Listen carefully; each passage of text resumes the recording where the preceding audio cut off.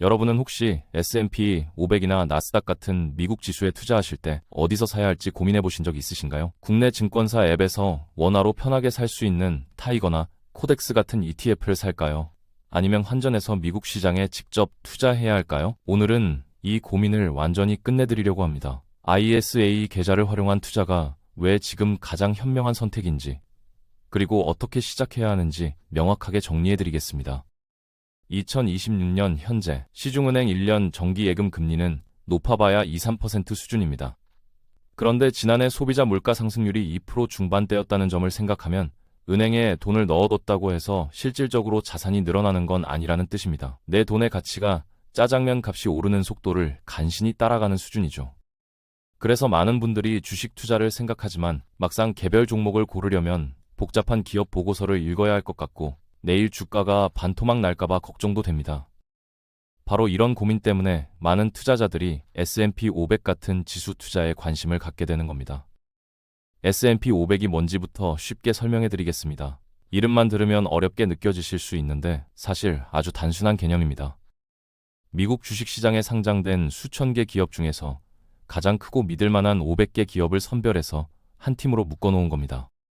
우리가 아침에 눈 뜨자마자 확인하는 아이폰을 만드는 애플, 컴퓨터를 켤 때마다 만나는 마이크로소프트, 퇴근 후 보는 넷플릭스, 검색할 때 쓰는 구글, 커피 마실 때 가는 스타벅스, 콜라를 마실 때의 코카콜라까지 이미 우리 일상을 완전히 지배하고 있는 기업들이 다 여기에 포함되어 있습니다. 그리고 이 500개 기업의 평균 주가 움직임을 숫자로 나타낸 게 바로 S&P 500 지수입니다. 그런데 놀라운 사실이 있습니다. 이 500개 기업이 미국 전체 주식시장 시가총액의 약 80%를 차지한다는 겁니다. 사실상 이 500개 기업의 성적이 곧 미국 경제 전체의 성적인 셈이죠. 그래서 S&P 500에 투자한다는 건 단순히 500개 기업에 분산 투자하는 게 아니라 미국 경제 전체의 성장에 올라타는 것과 같은 의미입니다. 이 방법이 얼마나 효과적인지는 숫자로 증명됩니다. 지난 20년 동안 S&P 500 지수는 연평균 약 10% 정도 성장했습니다. 예금금리 2~3%와 비교하면 엄청난 차이죠.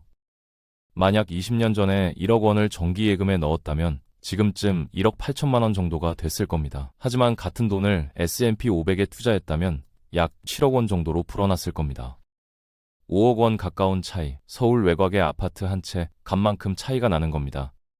여기에 더해 S&P 500은 자동으로 좋은 기업만 살아남는 시스템을 갖추고 있습니다. 20년 전에는 최고였지만 지금은 사라진 기업들, 예를 들어 야후 같은 회사들을 우리가 신경 쓸 필요가 없습니다. 실적이 나빠진 기업은 자동으로 탈락하고 새롭게 떠오르는 혁신 기업이 그 자리를 채우니까요. 최근에는 엔비디아나 테슬라 같은 기업들이 새로 편입되면서 지수의 성장성을 더 높여주고 있습니다. 그럼 이제 본격적인 질문으로 들어가 보겠습니다. 이렇게 좋은 S&P 500에 투자하려면 도대체 어디서 사야 할까요? 증권사 앱을 열어서 검색해보면 타이거, 코덱스, SPY, VO 같은 온갖 이름들이 나옵니다. 이게 다 뭐고 우리는 이 중에서 뭘 골라야 하는 걸까요? 먼저 이해하셔야 할 게 있습니다. S&P 500 지수를 따라가는 ETF는 그냥 아메리카노라고 생각하시면 됩니다. 미국 최고 기업 500개라는 최상급 원두를 갈아 넣은 누구나 좋아하는 기본 메뉴죠. 그런데 아메리카노를 파는 카페가 한두 곳이 아니듯 ETF도 마찬가지입니다. 같은 S&P 500이라는 레시피를 가지고 여러 자산운용사들이 각자 자기 브랜드로 상품을 만들어 파는 겁니다. 우리나라에서 가장 유명한 브랜드는 타이거와 코덱스입니다. 타이거는 미래에셋 자산운용이 만든 브랜드고 코덱스는 삼성자산운용이 만든 브랜드입니다. 그래서 똑같은 S&P 500 상품인데도 이름이 타이거 미국 S&P 500, 코덱스 미국 SP500으로 나뉘는 겁니다. 미국 본토에는 더 원조 브랜드들이 있습니다. SPY는 스테이트 스트리트, VOO는 뱅가드라는 거대한 글로벌 자산운용사가 만든 오리지널 상품입니다. 여기서 중요한 건 스타벅스 아메리카노나 투썸 아메리카노나 카페인 효과는 똑같다는 겁니다. 컵 디자인이나 가격이 조금 다를 뿐이죠. ETF도 마찬가지입니다. 타이거든, 코덱스든, SPY든 모두 S&P 500이라는 똑같은 지수를 추종하기 때문에 장기적인 수익률은 거의 동일하게 움직입니다. 차이가 있다면 운용 수수료, 그러니까 커피값의 차이 정도입니다. 그렇다면 이제 진짜 중요한 선택이 남았습니다. 집 앞 편의점에서 파는 커피를 살 것이냐, 아니면 비행기 타고 미국 현지 카페에 가서 오리지널 커피를 살 것이냐의 문제입니다. 쉽게 말해 한국 증권시장에 상장된 국내 ETF를 살 것인가, 아니면 미국 증권시장에 상장된 해외 ETF에 직접 투자할 것인가 하는 선택이죠. 편의점 커피, 즉 국내 상장 ETF의 가장 큰 장점은 편리함입니다. 우리가 평소 쓰는 증권사 앱에서 원화로 주식 사듯이 그냥 사면 끝입니다. 환전할 필요도 없고 미국 시장 개장 시간을 신경 쓸 필요도 없습니다. 반면 해외 직접 투자는 원화를 달러로 환전해야 하고 우리 시간으로 밤 10시 30분부터 거래해야 하는 불편함이 있습니다. 운용 수수료 측면에서는 해외 직접 투자가 근소하게 저렴합니다. 예를 들어 국내 타이거, 미국 S&P 500의 연 보수는 약 0.07% 수준인데 미국 VO의 연 보수는 0.03% 정도입니다. 1억 원을 투자했다면 1년에 4만 원 정도 차이가 나는 셈이죠. 큰 돈은 아니지만 장기 투자에서는 무시할 수 없는 차이가 될 수도 있습니다. 하지만 진짜 승부처는 따로 있습니다. 바로 세금입니다. 이게 우리의 최종 선택을 결정하는 핵심 요소입니다. 그런데 세금 이야기를 하기 전에 먼저 최악의 선택지부터 지워야 합니다. 수많은 투자자들이 별 생각 없이 발을 들였다가 후회하는 함정이 하나 있습니다. 바로 일반 계좌에서 국내 상장, 해외 ETF를 매수하는 겁니다. 왜 이게 최악일까요? 언뜻 보면 숫자가 우리를 속입니다. 국내 상장 해외 ETF의 수익에 붙는 세금은 배당 소득세 15.4%입니다. 반면 미국 시장에 직접 투자해서 얻는 수익에 붙는 세금은 양도소득세 22%죠. 15.4%가 22%보다 낮으니까 당연히 유리해 보입니다. 하지만 바로 이 지점이 모든 비극의 시작입니다. 15.4%라는 숫자는 달콤한 미끼에 불과합니다. 이 투자의 가장 치명적인 독소 조항은 바로 금융소득 종합과세입니다. 여러분이 ETF 투자로 얻은 수익을 포함해서 이자나 배당 같은 금융소득이 연간 2천만 원을 넘어가는 순간 시스템이 완전히 바뀌어 버립니다. 2천만 원까지는 15.4%로 끝나지만 그 초과분은 여러분의 근로소득이나 사업소득과 합산되어서 최대 49.5%에 달하는 세율을 적용받게 됩니다. 상상해보세요. 여러분이 10년간 꾸준히 S&P 500 ETF를 모아서 1억 원의 수익을 냈다고 칩시다. 이걸 일반 계좌에 있는 국내 상장 ETF로 가지고 있었다면 2천만 원까지만 15.4% 세금을 내고 나머지 8천만 원에 대해서는 소득 구간에 따라 최대 40.5%까지 세금을 낼 수도 있습니다. 15.4%만 생각했다가 거의 절반에 가까운 돈을 세금으로 내야 하는 상황이 올 수 있다는 겁니다.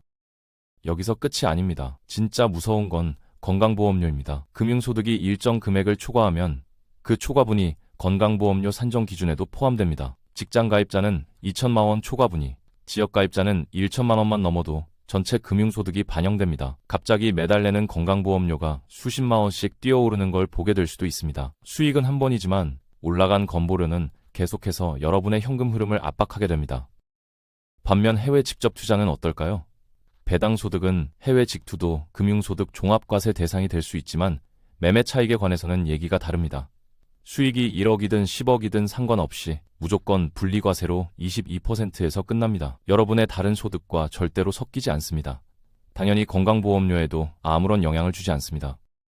여기에 더해 국내 상장 ETF를 일반 계좌에서 투자했을 때 또 다른 단점이 있습니다. 여러 종목에 투자해서 한쪽은 이익을 보고 다른 쪽은 손실을 봤을 때 이걸 합산해서 계산해주지 않습니다. 이익 본 종목에서는 세금을 그대로 다 떼가고 손실은 그냥 무시하는 겁니다. 해외 직투는 당연히 모든 종목의 손익을 합산해서 순수익에 대해서만 과세합니다. 심지어 해외 직투는 연간 250만 원까지는 아예 세금을 면제해주는 기본 공제 혜택도 있습니다. 국내 상장 ETF는 그런 거 없습니다. 수익이 나면 바로 15.4%입니다. 이쯤 되면 결론은 명확해집니다.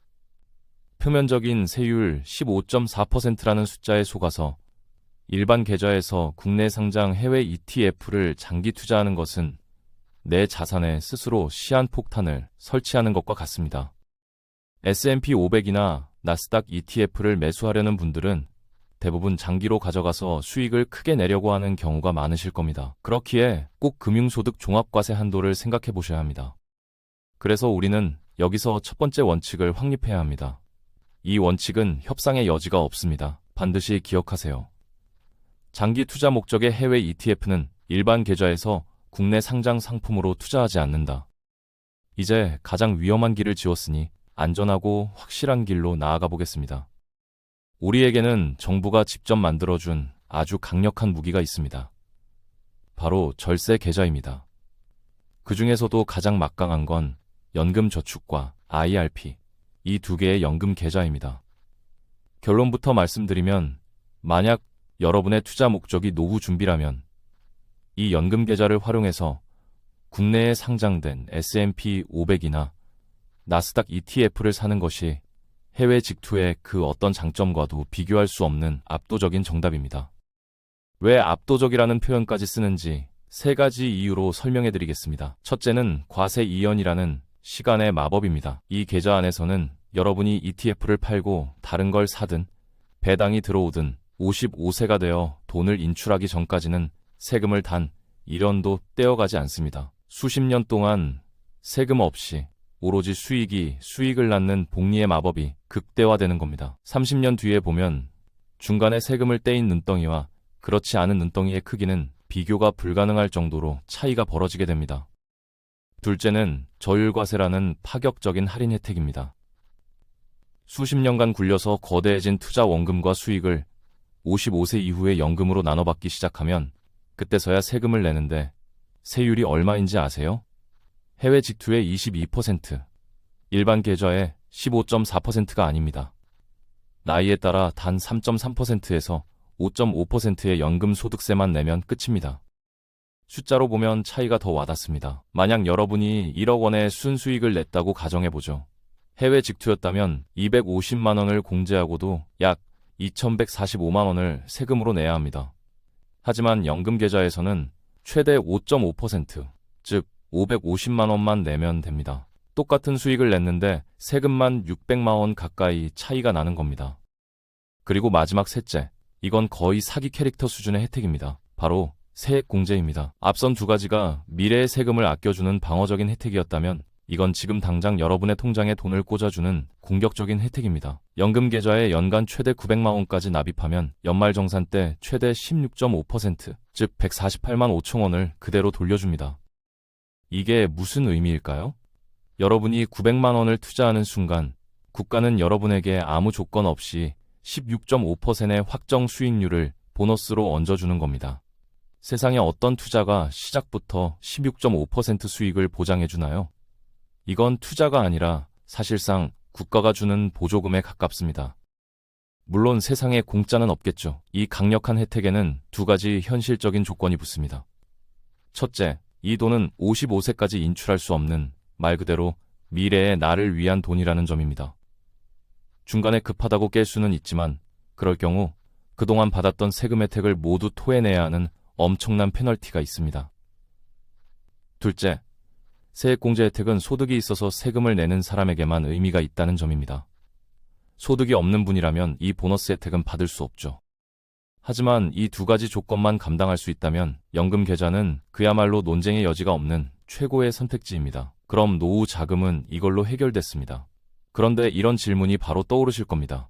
그럼 55세 이전에 써야 할 돈, 중장기적인 목돈은 어디에 투자해야 하는가? 바로 이 지점에서 오늘의 하이라이트, 가장 뜨거운 전쟁터가 열립니다. ISA 계좌와 전통의 강자 해외 직투의 맞대결이 시작되는 것이죠.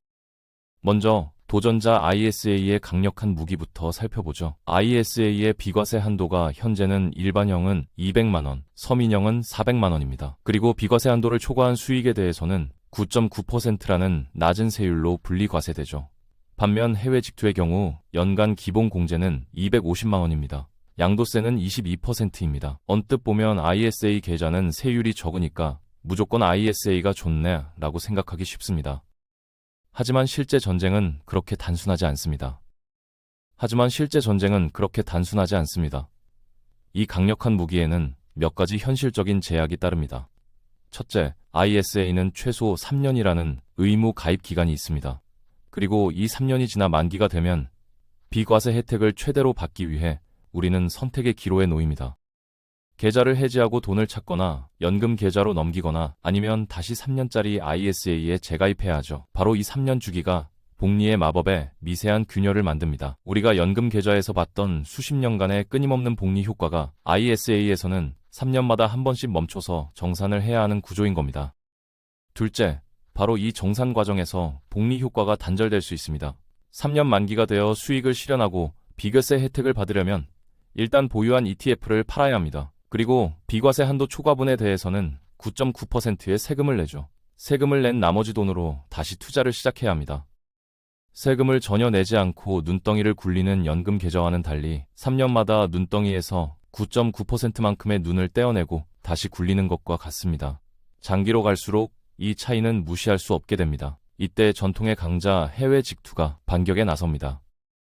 해외 직투의 무기는 화려하진 않지만 묵직하고 치명적입니다. 첫째, 연간 250만 원 공제 혜택은 매년 리필되고 누적시킬 수 있습니다. 이게 무슨 말이냐면 영리한 투자자들은 매년 연말마다 보유한 종목 일부를 팔아서 딱 250만 원어치의 이익만 실현합니다.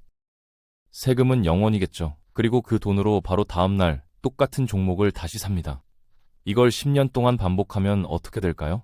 무려 2,500만 원의 수익을 세금 한 푼 없이 내 것으로 만들 수 있습니다. ISA처럼 3년을 꽉 채워야만 쓸 수 있는 쿠폰이 아니라 매년 현금처럼 쓸 수 있는 포인트인 셈이죠. 둘째, 해외 직투의 가장 강력한 필살기는 매도를 하지 않는다는 가정하에 바로 무기한 과세 이연입니다. 250만 원을 초과하는 나머지 수익에 대해서는 내가 팔기 전까지는 세금을 단 1원도 낼 필요가 없습니다. 10년이든 20년이든 심지어 30년이든 말이죠. ISA의 3년 주기와는 비교할 수 없는 진정한 장기 복리 투자가 가능한 겁니다. 내 자산이 1억에서 10억이 될 때까지 국가는 그저 묵묵히 지켜볼 뿐 중간에 세금을 떼어가지 못합니다. 상황이 어떤가요? 한쪽은 단기 화력은 막강하지만 3년마다 재장전이 필요하고 다른 한쪽은 화력은 약해 보여도 한 번 쏜 레이저를 수십 년간 유지할 수 있습니다. 이런 경우에 수치들이 다양하기 때문에 커뮤니티나 유튜브에서 의견이 나뉘는 겁니다. 어느 한쪽이 명백히 우월했다면 진작에 논쟁은 끝났을 겁니다. 하지만 이렇게까지 팽팽하다는 건 두 제도 모두 장단점이 너무나 명확해서 우열을 가릴 수 없는 균형점에 도달했다는 뜻입니다. 그럼 이처럼 정답이 없는 영역에서 우리는 어떤 선택을 내려야 할까요? 100마디 설명보다 하나의 숫자가 더 강력합니다. 지금부터 아주 현실적인 시뮬레이션을 해보겠습니다. 여러분이 3년 동안 꾸준히 S&P 500에 투자해서 총 3천만 원의 수익을 냈다고 가정해봅시다. 그리고 해외 직투 계좌에서는 매년 250만 원씩 부지런히 수익을 실현해서 절세 혜택을 챙겼다고. 최상의 시나리오를 가정해보겠습니다. 과연 최종 승자는 누구일까요? 첫 번째 선수, 해외 직투입니다. 여러분이 정말 부지런해서 3년 동안 매년 꼬박꼬박 250만 원씩 수익을 실현했다고 칩시다. 3년이니까 총 750만 원에 대해 세금 0원, 비과세 혜택을 챙겼네요. 정말 훌륭합니다. 그럼 남은 수익 2,250만 원에 대해서는 22% 양도소득세를 내야겠죠. 세금은 495만 원입니다. 최종적으로 여러분 주머니에 들어오는 돈은 2,505만 원입니다. 두 번째 선수, ISA 계좌입니다. 3년 의무 가입 기간을 채우고 만기가 되어 기분 좋게 해지한다고 가정해보겠습니다. 계산은 아주 심플합니다. 수익 200만 원까지는 비과세, 나머지 2,800만 원에 대해서는 9.9% 분리과세입니다. 세금은 약 277만 원입니다. 최종 실수령액은 2,722만 원입니다. 결과가 보이시나요? 해외 직투가 3년 내내 열심히 절세, 놀세, 노가다를 해서 세금을 줄였는데도 2,505만 원. ISA 계좌는 가만히 뒀다가 만기 때 찾았는데 2,722만 원. 단 3년 만에 ISA 계좌가 약 217만 원을 더 벌어다 줍니다. 217만 원이면 최신형 노트북 한 대를 공짜로 받는 셈입니다. 심지어 만약 ISA 비과세 한도가 500만 원으로 늘어난다면 이 격차는 더 벌어지게 됩니다. 기간이 짧아도 길어도 세금 측면에서 보면 ISA가 유리합니다. 이게 바로 오늘 시뮬레이션의 핵심 결론입니다. 해외 직투에 매년 250만 원 공제가 강력한 무기인 건 맞지만 ISA가 가진 9.9% 저율 과세라는 방패를 뚫기에는 역부족이라는 겁니다. 수학적으로 계산기를 두드려보면 수익금의 규모가 커질수록 22% 세율과 9.9% 세율의 격차는 더 벌어질 수밖에 없습니다. 여기까지 들으면 답은 정해진 것 같죠? 아, 무조건 ISA가 정답이구나. 하지만 투자의 세계에 무조건은 없습니다. 이 압도적인 ISA의 승리에도 불구하고 해외 직투를 선택해야만 하는, 아니 선택하는 게 훨씬 유리한 세 가지 예외 상황이 있습니다. 당신이 여기에 해당하는지 반드시 체크하셔야 합니다. 첫째, 연간 투자금이 ISA 납입 한도를 훌쩍 뛰어넘는 고액 투자자입니다. ISA는 연 2천만 원, 5년간 최대 1억 원까지만 넣을 수 있습니다. 만약 당신이 매년 1억 원씩 투자할 계획이라면 ISA 한도를 채운 나머지 8천만 원은 갈 곳이 없습니다. 이때 국내 일반 계좌로 가면 금융소득 종합과세를 맞게 될 수 있습니다. 차라리 22%로 깔끔하게 끝나는 해외 직투가 세금 측면에서 더 유리할 수 있다는 겁니다. 둘째, 3년 안에 목돈을 써야 할 명확한 계획이 있는 투자자입니다. ISA의 혜택을 받으려면 최소 3년의 의무 보유 기간을 채워야 합니다. 만약 2년 뒤 결혼 자금으로 써야 해서 깬다면 비과세 혜택은 다 토해내야 합니다. 이런 분들에게는 의무 기간 없이 언제든 돈을 넣고 뺄 수 있는 해외 직투의 유연성이 더 중요합니다. 셋째, 원화가 아닌 달러 자산 그 자체를 보유하고 싶은 투자자입니다.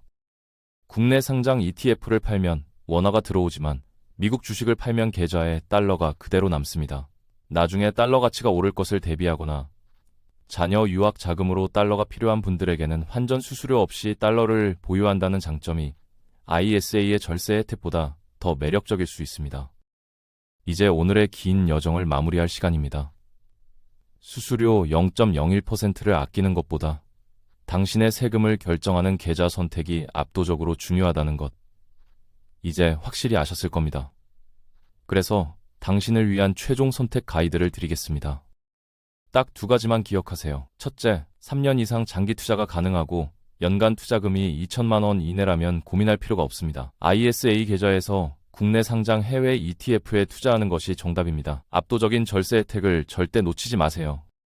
둘째, 하지만 ISA의 3년 의무 기간이 부담스럽거나 투자 규모가 억 단위로 넘어가거나 혹은 달러 자산 자체를 보유하고 싶다면 그때는 해외 직투 계좌가 더 합리적인 선택이 될 수 있습니다. 그렇다면 어떤 종목을 고르면 좋을까요? ISA 계좌를 활용하신다면 투자를 시작하실 때 국내 상장 ETF 중 총 비용이 제일 낮은 것으로 선택하세요. 반면 해외 직투를 선택하셨다면 S&P 500은 SPYM, 나스닥은 QQQM이 현재로서는 가장 효율적인 선택지입니다. 마지막으로 여러분이 지금 당장 ISA 계좌를 만들어야 할 결정적인 이유가 하나 더 있습니다. 바로 우리를 돕는 정책의 방향입니다. 현재 정부에서는 ISA 계좌의 혜택을 대폭 강화하려는 세법 개정 움직임이 있습니다. 만약 그렇게 된다면 ISA 계좌의 비과세 한도는 일반형의 경우 200만 원에서 500만 원으로, 서민형의 경우 400만 원에서 1천만 원으로 늘어납니다. 납입 한도 또한 최대 1억 원에서 2억 원으로 늘어나게 됩니다. 이게 무슨 뜻일까요? 아까 우리가 계산했던 ISA와 해외 직투의 격차가 앞으로는 비교도 할 수 없을 만큼 더 크게 벌어진다는 뜻입니다. 그때 가서 나도 ISA 만들걸? 하고 후회해도 소용없습니다. 투자의 세계에서 가장 비싼 비용은 망설임입니다. 특히 ISA 계좌의 핵심인 3년 의무 가입 기간은 여러분이 계좌를 개설하는 그 순간부터 카운트다운이 시작됩니다. 법이 통과되기를 기다리지 마세요. 일단 계좌를 만들어두고 시계 바늘을 돌려놔야 나중에 혜택이 커졌을 때 바로 그 열매를 따먹을 수 있습니다. 오늘 이 내용으로 지긋지긋했던 미국 지수 투자 딜레마가 완벽하게 해결되셨기를 바랍니다. 더 이상 환전 타이밍이나 복잡한 세금 계산이 두려워서 소중한 밤잠을 설치지 마세요. 여러분은 이제 정답을 알고 있으니까요. 복잡한 건 시스템에 맡기고 여러분은 본업과 삶에 집중하시길 바랍니다.